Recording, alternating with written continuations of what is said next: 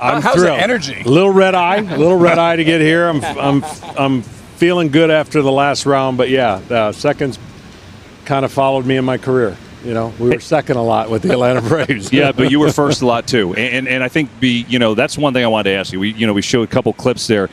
You're heavily involved in the game. You love the game, so it's not like you've been away from it for a long time. But do you ever have time just to sit in your couch to think what you all accomplished, especially with those three that we just showed with yourself and Tom and Greg? You know, it's like that catch-22. It's hard because we did go 14 years in a row. Yeah. But by the numerical number, we only won once. And somebody down here at the end got a chance to win a few more times along with him. And, you know, sports can be cruel. And we were given a lot of great opportunities, and we were in every one of them. But I've never understood why that trumps our success of 14 in a row. But that's what sports is. What have you done?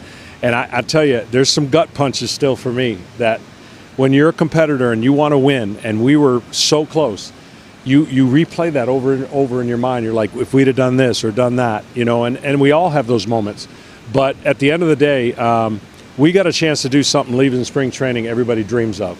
We knew we were going to be pretty darn good for 14 years in a row, and that's all you can ask for as a player. John, one of the things we've talked about, we talked a little bit at dinner last night of missing the big Titans lineup. I mean, Clemens, Smoltz, Pedro against you name it. Tomorrow night we have a classic with Skubal and Skeens. What are a few things that impress you about both these guys? You know, they are seem to be above their age of being a bulldog on the mound. They're not giving in to five and dive and throw as hard as you can. They both throw hard. They have tremendous stuff that can wipe out a lineup for 7 innings, 8 innings. And Paul Skeens is doing something in his career. You know, don't pay attention to the record because that is no indicative to what his team has done for him while he's been on the mound. But you know what I hope? And I hope we all find a way to say they got to be the exception to the rule. And what I mean by that is please don't get hurt. Please don't follow what everyone else is doing and how every pitcher seems to just give in to the system that we have today. I want to see these guys healthy. I know you guys just had Jacob deGrom, and that was my wish way back when, and he's had 2. And it looks like he's going to be okay after the second one. But, man, I want to see those guys fulfill the dreams all of us had to fulfill and play as long as they can. That's my wish. And I hope they're given the opportunity to not be so consumed with velocity that it runs them into the ground. Jones, out of these 2 monsters, who are you expecting to see pitching out there? You think Shohei will pitch? No. Shohei in this game? No. But he will in the future All-Star games, 100%. Shohei Ohtani is, I can't say enough. There's no words to describe it. I said this 3 years ago and people thought I lost my mind, but that's okay. I've lost my mind a bunch on some things that I've said. I said if it's a hypothetical, if he never hits and he pitches 1 year and all he does is pitch, he'd be the best pitcher in baseball. Well, I'm without a doubt. I don't have any reservations. I don't have any what ifs. If all he did was pitch, which he'll never do, he would be the best pitcher in baseball. That just tells you what you need to know about his athleticism, how good of a feel he has, and he can not only hit, but he can pitch. And the second half is going to be very interesting for the Dodgers and how they get him ready to do whatever they may see in September and October. And I remember heard you saying early this year that he had the best slider that you have ever seen. And coming from you, that means a lot. He's got a feel that you just can't teach and a desire and a... Listen, he has spoke his career into existence. He pre-wrote everything he wanted to do as a teenager, and there's something to be said for that. Just to bring it back to Atlanta for a second, because you had so many successful years, as you talked about with the group. When you come back here, what is your most memorable moment as an Atlanta Brave, but then more importantly, your most memorable moment you've had here at the home ballpark? I think for me, it's kind of maybe the same. The postseason's a postseason. It'll always be. I dream of pitching in Game 7s. That's probably the top.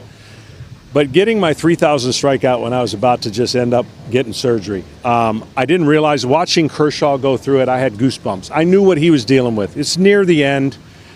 The crowd at home, getting a chance to do it at home. Nobody knew what I was going through. I was about to I knew I was about to have shoulder surgery, and I just wanted to get 2 strikeouts.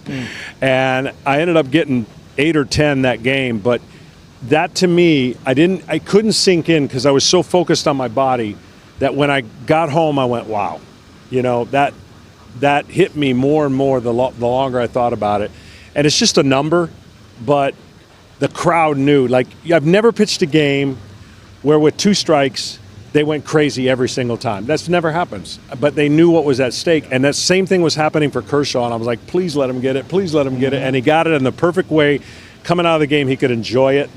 I got mine, and I had to keep going, and obviously wanted to keep going. Well, it's not just a number; it's just a very big number. That's right. Yeah. That not a lot of people get to, or maybe we'll ever do it again. So, John, the game tomorrow, we're doing something a little bit different. The ABS system, right, which was implemented by baseball in spring training.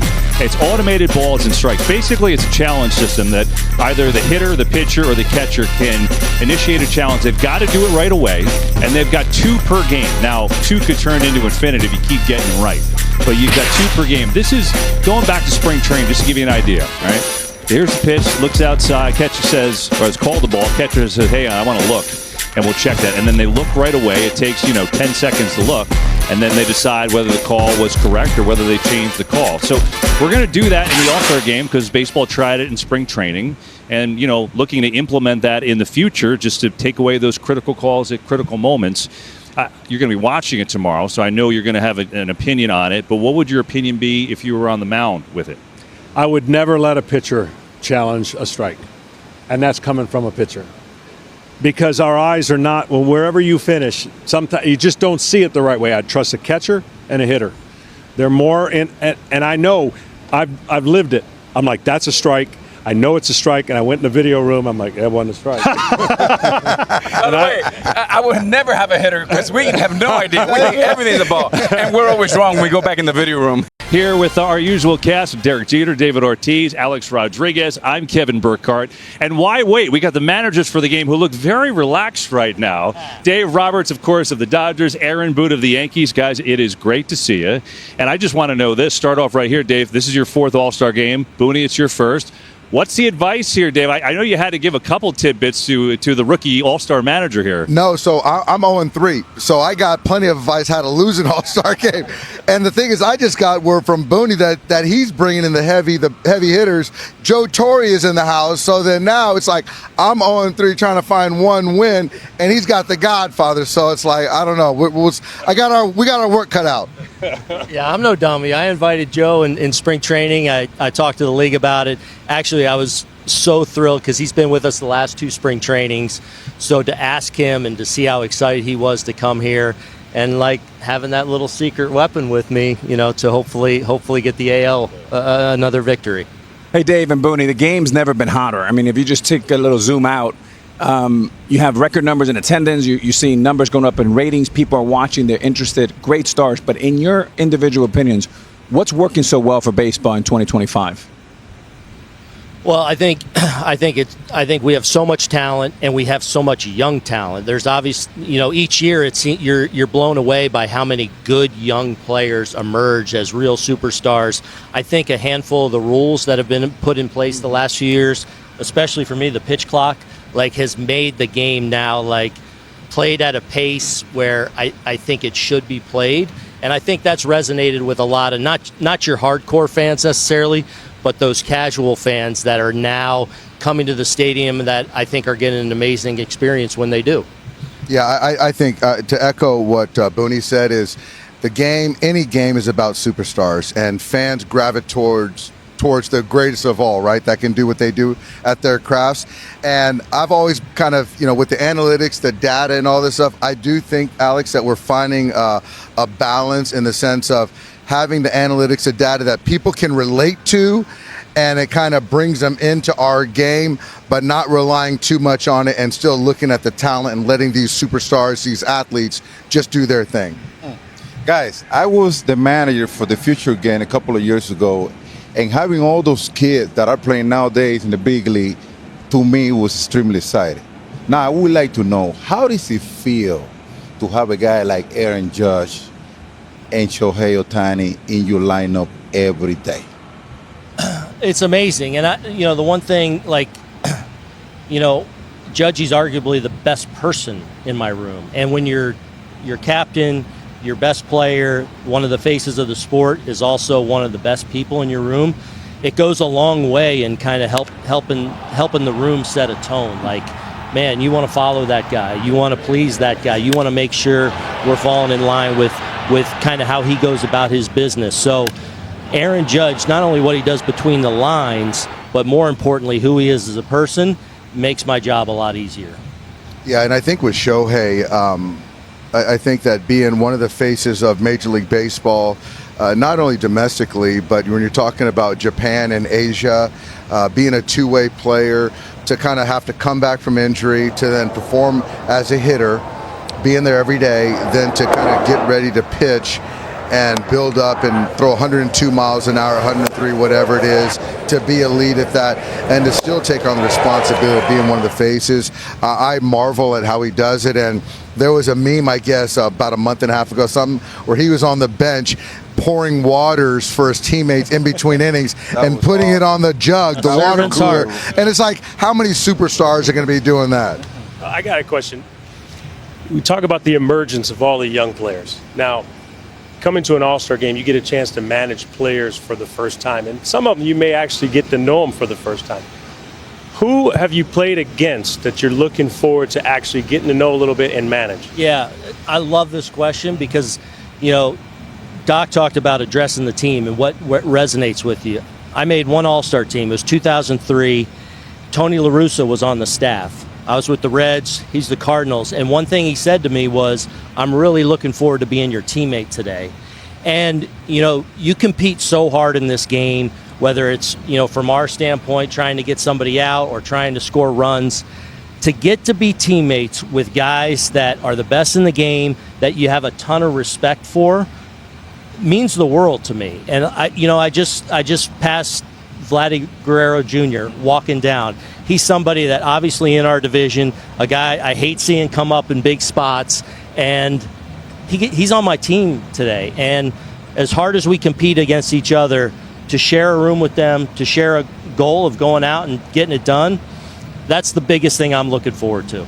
Yeah, and I think for me, it's funny. It's like earlier today at brunch or whatever it was, I saw Frankie Lindor and Ketel Marte earlier, and from past All-Star games, we built these relationships that now going forward, we've been great friends ever since.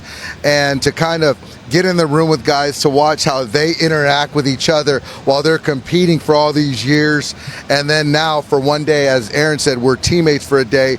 But also for me as a manager to kind of figure out what makes guys tick. And we were just up on the stage with our two starters in Skubal and Skeens. And so for us to have a little conversation to kind of get inside their minds, and obviously being two great pitchers is always fun as a coach, but this is special to be around the game's best. You guys are two of the best in the game, obviously, and you've done it for a long time. But let's reveal a couple secrets here. When a player gets out of line, you guys are involved in two of the most historic postseason moments ever. So, Aaron, you're like, hey, listen, I got one thing for you. 2003, baby.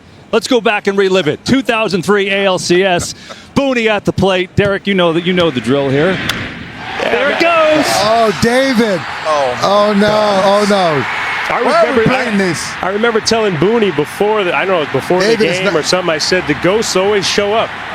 The ghosts always show up. It's not how you start, boys. It's how you finish. Where's that next clip? Not so fast. What the heck's going on? Doc, is he producing this? How do you know what the next clip is? Doc, I got you.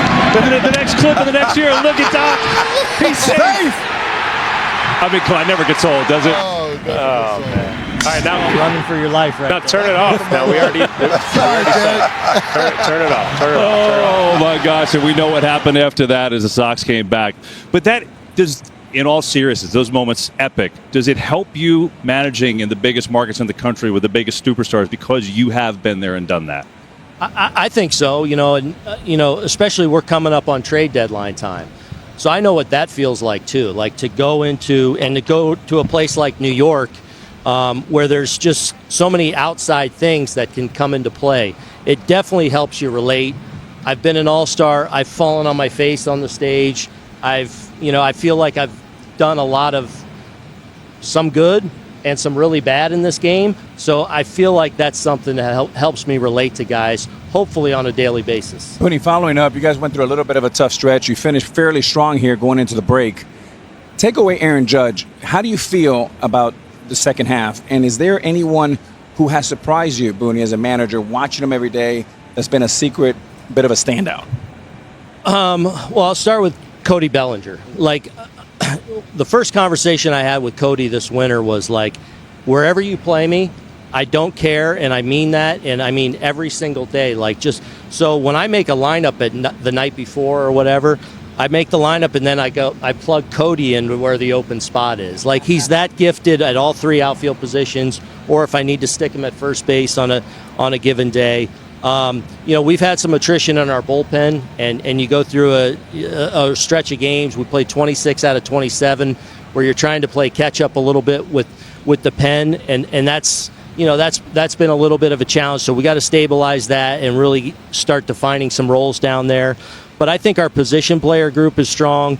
I think our starters are strong. Hopefully there's a couple tweaks we do at the deadline that kind of are those moves that kind of help put us over the top. But we're in position to do something special, and that's what we set out to do in the first half. Hey, Booney, I heard you guys looking for the third baseman. Will you take any of these two OG back with you? I can't play third. It's too close. Too close.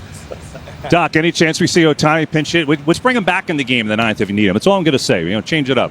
Yeah. Well, he's gonna. I know he's gonna take obviously the first at bat. I'm gonna try to coax him to take two tonight. Okay. And then I don't know if we end up in a tie, that home run challenge, the derby situation. So I got to find three willing participants. So I got to work on that. So hey, we got two here. Got a few here. But that's two American League guys. Three American League guys. It's only a few swings.